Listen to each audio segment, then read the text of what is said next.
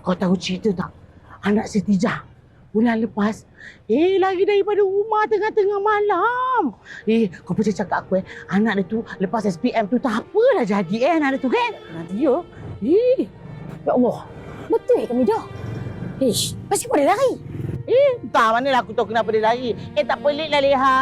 Dia kat sekolah tu pun degil. Konten sekolah, asyik gaduh dengan orang.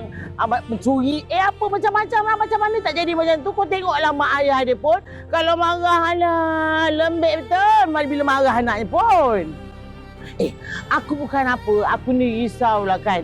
Nanti dia buat ni dia bawa balik perut. Tiba-tiba ada isi. Dia tu kan anak luar nikah, anak haram. Tak mustahil tau kalau keturunan macam tu dia bawa nanti. Kau faham tak maksud aku? Auzubillah. Sebelum jiran-jiran satu kampung mengata, aku cakap untuk bagi buka mata. Tak apa.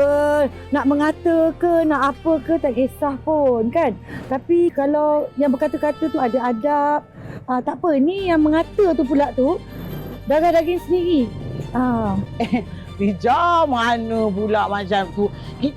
Kita ni cuma cakap risau bukan apa sayang.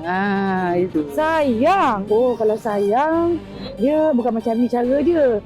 Tapi cara kau bercakap ni lebih kepada mengata, lebih kepada mengeji. Sayang ke macam tu?